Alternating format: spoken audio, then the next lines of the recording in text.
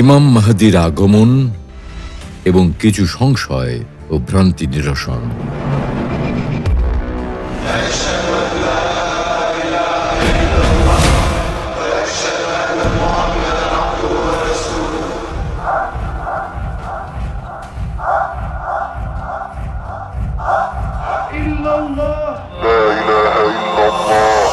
আমাদের প্রিয় নবী মুহাম্মদ সাল্লাল্লাহু আলাইহি ওয়াসাল্লাম তার উম্মতকে কিয়ামতের অনেক আলামত সম্পর্কে সতর্ক করেছেন।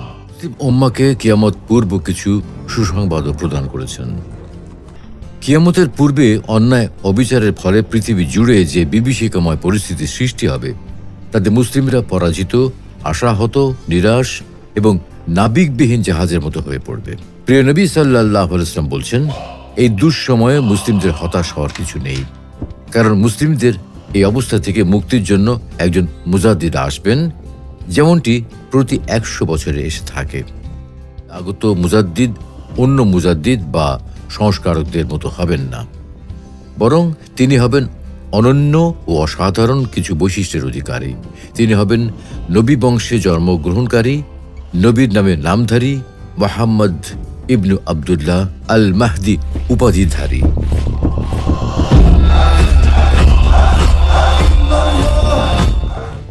প্রিয় দর্শক, চলুন তাহলে ইমাম মাহদীর পরিচয়, তাকে চেনার উপায় এবং তার আগমনের সময় সম্পর্কে জেনে নেওয়া যাক। ইমাম মাহদীর নাম, বংশ পরিচয় এবং শারীরিক বৈশিষ্ট্য।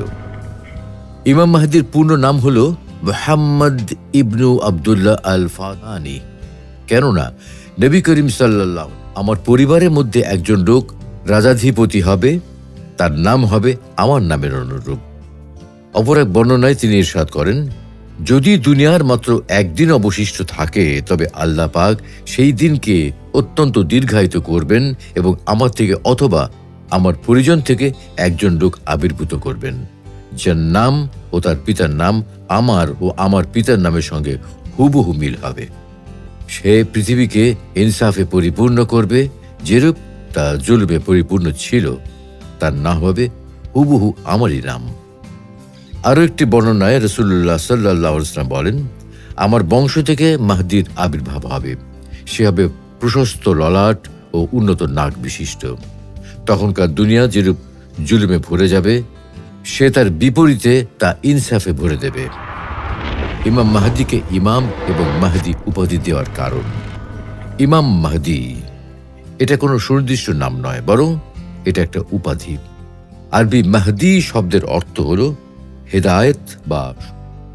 যেহেতু তিনি মুসলমানদের হেদায়েত প্রাপ্ত নেতা হবেন, তাই নবী সাল্লাল্লাহু আলাইহি ওয়াসাল্লাম তার পরিচয় বর্ণনা করার সময় মাহদী অর্থাৎ হেদায়েত প্রাপ্ত এই শব্দটি ব্যবহার করেছেন। এই কারণে তাকে মাহদী উপাধি দেওয়া হয়েছে।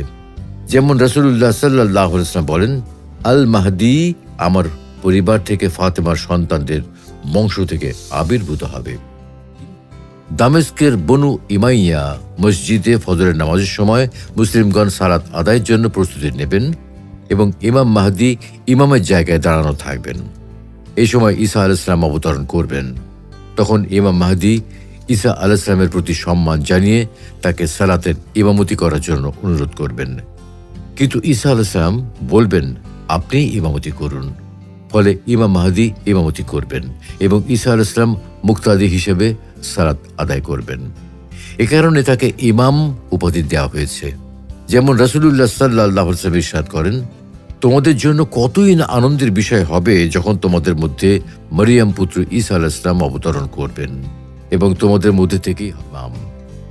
এই হাদিসের ব্যাখ্যায় সহিহ আল বুখারীর প্রখ্যাত ভাষ্যকার আল্লামা আনোয়ার শাহ কাশ্মীরি রহমতুল্লাহি আলাইহি বলেন, এখানে ইমাম বলতে ইমামতে সুগরা অর্থাৎ সালাতের ইমামতের কথা বলা হয়েছে। ঈসা আলাইহিস সালাম যখন অবতরণ করবেন, তখন মুসলিমরা সালাতের জন্য কাতারবন্দি হয়ে থাকবেন এবং ইমাম মাহদী ইমামের জায়গায় দাঁড়ানো থাকবেন। ফলে ঈসা আলাইহিস সালামকে অনুরোধ করা হলেও তিনি তখন সালাতের ইমামতি করবেন না। ঈসা আলাইহিস সালাম অবতরণের পর এটা একবারই ঘটবে। পরবর্তীতে ঈসা আলাইহিস সালামই মুসলিমদের নেতৃত্ব দেবেন এবং তিনি ইমামতে কুবরা খেলাফত পরিচালনার পাশাপাশি ইমামতে সুগরা অর্থাৎ সালাতের ইমামতিও করবেন। কেননা নবী রসুলই হলেন আল্লাহর নিকট সবচেয়ে বেশি গ্রহণযোগ্য। সুতরাং একজন নবীর বর্তমানে অন্য কেউ মুসলিমের খলিফা হতে পারেন না। এ প্রসঙ্গে অপর একটি বর্ণনায় রাসূলুল্লাহ সাল্লাল্লাহু আলাইহি ওয়াসাল্লাম ইরশাদ করেন, কিয়ামত পর্যন্ত আমার উম্মতের একদল সত্য দ্বীনের উপর প্রতিষ্ঠিত থেকে বাতিলের বিরুদ্ধে লড়তে থাকবে। অবশেষে ঈসা আলাইহিস সালাম অবতরণ করবেন। মুসলিমদের আমির বলবেন, আসুন সালাতে আমাদের ইমামতি করুন। তিনি বলবেন, না, আপনাদেরই একজন অন্যদের জন্য ইমাম নিযুক্ত হবেন। এ হলো আল্লাহ তাআলা প্রদত্ত এই উম্মতের সম্মান। ইমাম মাহদীর আগমনের সময়। ইমাম মাহদী সম্পর্কে সহিহ বুখারী ও মুসলিম সহ অন্যান্য নির্ভরযোগ্য কিতাবে একাধিক সাহাবী সূত্রে একাধিক হাদিস বর্ণিত হয়েছে। কোনটিতে ইমাম মাহদীর নাম এবং কোনটিতে তার শারীরিক বৈশিষ্ট্য এবং কার্যক্রম উল্লেখ করা হয়েছে। এই প্রসঙ্গে শাইখ আব্দুল মহসিন আল আব্বাদ বলেন, ২৬ জন সাহাবী থেকে ইমাম মাহদীর আগমন সম্পর্কিত হাদিসগুলো বর্ণিত হয়েছে এবং ৩৬টি হাদিস গ্রন্থে এই সমস্ত হাদিস বর্ণিত হয়েছে। এই সকল হাদিস থেকে বোঝা যায় কিয়ামতের নিকটবর্তী সময় কুরাইশ বংশে আব্দুল্লাহ নামের কোনো এক সৌভাগ্যবান পিতার ঘরে ইমাম মাহদীর জন্ম হবে। স্বাভাবিকভাবে তিনি বেড়ে উঠবেন। তখন পৃথিবী জুড়ে ইসলামের বিধিবিধান সঠিকভাবে পালন করা হবে না। শরিয়ার বিধানের সাথে ব্যাপক হারে ভ্রান্ত মতবাদের মিশ্রণ ঘটবে। এ সময় ইমাম মাহদী ইসলামী শরিয়া থেকে এসব কুসংস্কার দূর করবেন। যেমন নবী করিম সাল্লাল্লাহু আলাইহি ওয়াসাল্লাম বলেন, আল্লাহ তাআলা এই উম্মতের জন্য প্রতি ১০০ বছরে একজন মুজাদ্দিদ প্রেরণ করেন, যিনি তাদের দ্বীনে সংস্কার করেন। শাইখ নাসিরউদ্দিন আলবানী রহমতুল্লাহ আলাইহি বলেন, ইমাম মাহদী হবেন কিয়ামত পূর্ব সময়ের মুজাদ্দিদ। তার ইলম ও যোগ্যতার কারণে মানুষ তার অনুসরণ করবে, ফলে মুসলিম সমাজে ইনসাফ ও সুখ শান্তি বিরাজ করবে। বর্তমানে অনেক মুসলিম রাষ্ট্রে ইসলামের নামে যেসব কুসংস্কার আছে, এগুলো তখন আর থাকবে না। অবশ্য বর্তমানে কিছু কিছু মানুষ দাবি করেন যে ইতিমধ্যে ইমাম মাহদীর জন্ম হয়ে গেছে এবং ২০২৮ সালে তার আবির্ভাব হবে। এসব দাবি নতুন কিছু নয়, বরং ইতিহাসের বিভিন্ন পর্যায়ে অনেকে যেমন নিজেই নিজেকে ইমাম মাহদী বলে দাবি করছে, তেমনি অনেক নিজেদের নেতাকে ইমাম মাহদী বলে দাবি করেছে। যেমন ইসনা আশারিয়া শিয়া বা ১২ ইমামি শিয়াদের নিকট তিনি হলেন আল মাহদী আল মুনতাজির, অর্থাৎ যে মাহদীর জন্য অপেক্ষা করা হচ্ছে। ২৫৫ হিজরির ১৫ই শাবান ইরাকের সামেররা শহরে তার জন্ম হয়েছে। তার পিতা হলেন ইমামতের আকাশের ১১তম নক্ষত্র হযরত ইমাম আসকারী রাহমাতুল্লাহ আলাইহি এবং মাতা হলেন রোম সম্রাটের দৌহিত্র সম্রাট রমণী। তিনি আব্বাসী খলিফা আল মুতাওয়াক্কিলের শত্রুতার কারণে সিরদাব নামক স্থানে আত্মগোপনে চলে গেছেন এবং যথাসময়ে আত্মপ্রকাশ করবেন। আরেক দল মানুষও ইমাম মাহদীর অবতরণকাল নির্ধারণ করার চেষ্টা করেছেন। তাদের কারো মতে ২০১৯ সাল, আবার কেউ বলছে ২০২৪ সাল অথবা ২০২৮ সালে ইমাম মাহদীর আগমন ঘটবে। তারা বলেন, একটি গবেষণায় প্রমাণিত হয়েছে যে উসমানী খেলাফত পতনের ১০০ বছর পর ইমাম মাহদীর আগমন ঘটবে। উসমানী খেলাফতের পতন হয় ১৯২৪ সালে। এই হিসেবে ২০২৪ সালে বা ২০২৮ সালে ১৫ রমজান শুক্রবারে ইমাম মাহদীর আগমন ঘটবে। প্রমাণস্বরূপ তারা বলেন, ফিরোজ আদ-দাইলামি বর্ণনা করে সাল্লাল্লাহু আলাইহি ওয়াসাল্লাম বলেছেন, কোন এক রমজানে বিকট আওয়াজ হবে। সাহাবীগণ জিজ্ঞাসা করলেন, হে আল্লাহর রাসূল, রমজানের শুরুতে নাকি মাঝামাঝি নাকি শেষ দিকে হবে? নবী করিম সাল্লাল্লাহু আলাইহি ওয়াসাল্লাম বললেন, রমজানের মাঝামাঝি দিনে। যে রমজান মাসের ১৫ তারিখে রাত্রি শুক্রবার রাত হবে, সে একটি বিকট শব্দ আসবে। ৭০,০০০ মানুষ সংজ্ঞাহীন হয়ে পড়বে, ৭০,০০০ বধির হয়ে যাবে, ৭০,০০০ বাকশক্তিহীন হয়ে যাবে, আর ৭০,০০০ অন্ধ হয়ে যাবে। হাদিসটি প্রসঙ্গে ইমাম যাহাবী রহমতুল্লাহ আলাইহি বলেন, হাদিসটি বাতিল বা পরিত্যাজ্য।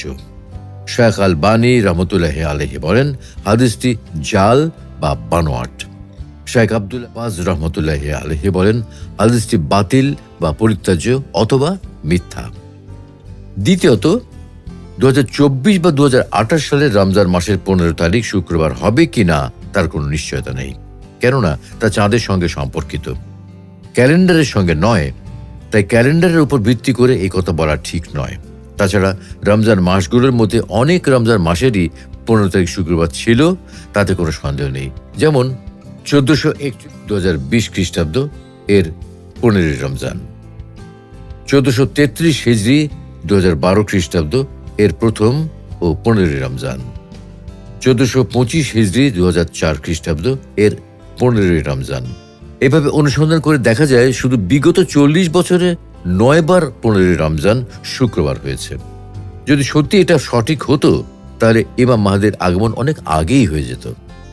শেখ আব্দুল আজিজ বিন বাজ রহমতুল্লাহ আলাইহি বলেন, ইমাম মাহদির আগমনের বিষয়টি অতি সুস্পষ্ট এবং সহিহ সূত্রে বর্ণিত। যে ব্যক্তি আখেরি জামানায় ইমাম মাহদির আগমনকে অস্বীকার করবে তার কথা কর্ণপাত করা যাবে না। ইমাম মাহদির আগমনের স্থান, ইসলামী শরিয়ার কোথাও ইমাম মাহদির আগমনের স্থান সম্পর্কে সুস্পষ্ট কোনো তথ্য বর্ণিত হয়নি। তবে এই বিষয়ে কয়েকটি বর্ণনা পাওয়া যায়, যা থেকে মনে হয় তিনি মদিনা মুনাওয়ারা থেকে পূর্ব দিকের কোন এক অঞ্চল থেকে প্রকাশিত হবেন। যেমন নবী সাল্লাল্লাহু আলাইহি ওয়াসাল্লাম বলেন, তোমাদের একটি খনিজ সম্পদের নিকট পরপর 3 জন খলিফার পুত্র নিহত হবে। তাদের কেউ সেই খনিজ সম্পদ দখল করতে পারবে না। অতঃপর কালো পতাকা উড্ডীন করা হবে। তারা তোমাদেরকে এত ব্যাপকভাবে হত্যা করবে যে ইতোপূর্বে কোনো জাতি তদ্রূপ করেনি।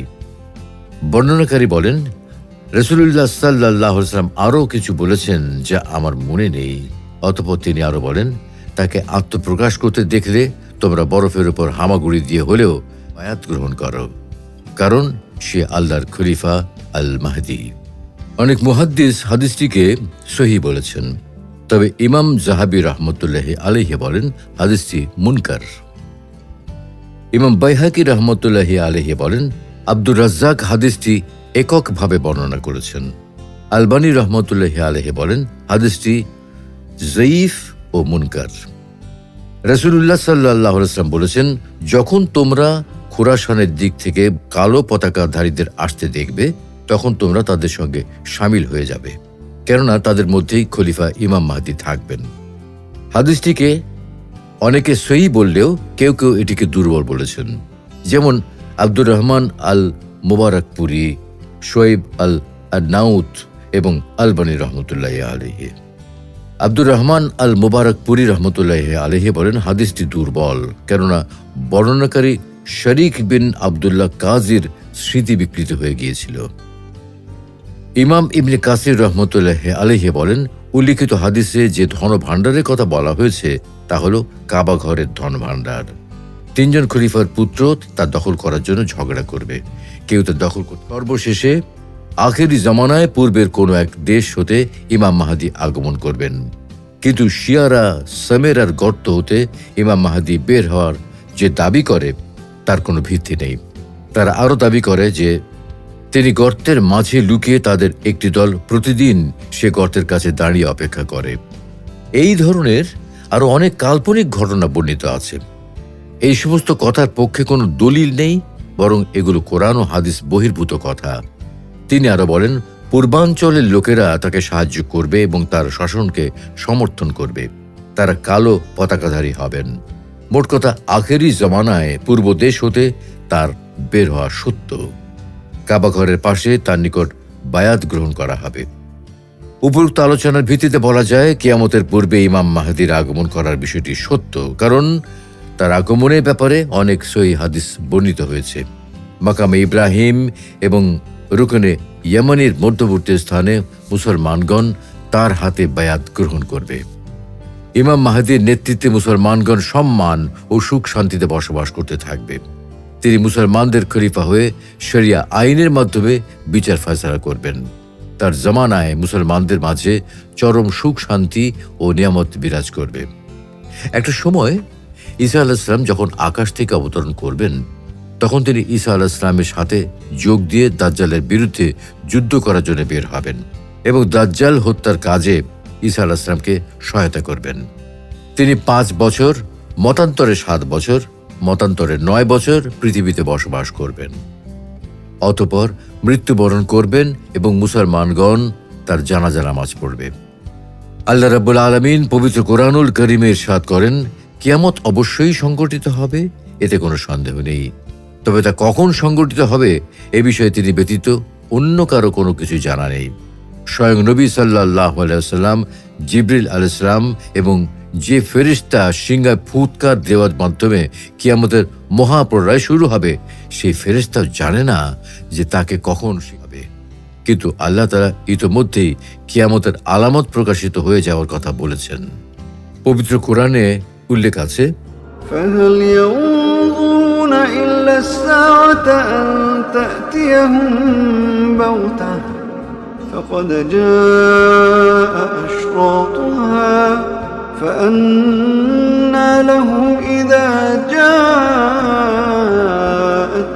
ذكراهم। অপেক্ষাই করছে যে অকস্মাৎ কিয়ামত তাদের কাছে এসে পড়ুক। বস্তুত কিয়ামতের লক্ষণ সমূহ তো এসেই পড়েছে, সুতরাং কিয়ামত এসে পড়লে তারা কিভাবে উপদেশ গ্রহণ করবে? সুতরাং মুসলিমদের উচিত হলো কারো অপেক্ষায় না থেকে যার যার সামর্থ্য অনুসারে সৎ কাজ করতে থাকা এবং আল্লাহর মনোনীত দ্বীন ইসলাম প্রতিষ্ঠিত করার চেষ্টা করা। সাহাবাগণ এবং সালাফে সালেহিনগণ যুগ যুগ ধরে এটাই করে আসছেন। কেননা আল্লাহ তাআলা ইরশাদ করেন, وقل اعملوا فسيرى الله عملكم ورسوله والمؤمنون وستردون إلى عالم الغيب والشهادة فينبئكم بما كنتم تعملون। আপনি বলে দিন, তোমরা কাজ করে যাও, আল্লাহ তাআলা, রাসূল সাল্লাল্লাহু আলাইহি ওয়াসাল্লাম এবং মুমিনগণ তোমাদের কাজ দেখবেন। তাছাড়া তোমরা শীঘ্রই প্রত্যাবর্তিত হবে তার সান্নিধ্যে, যিনি গোপন ও প্রকাশ্য বিষয়ে অবগত। তখন তিনি তোমাদেরকে তোমাদের কাজের ফলাফল।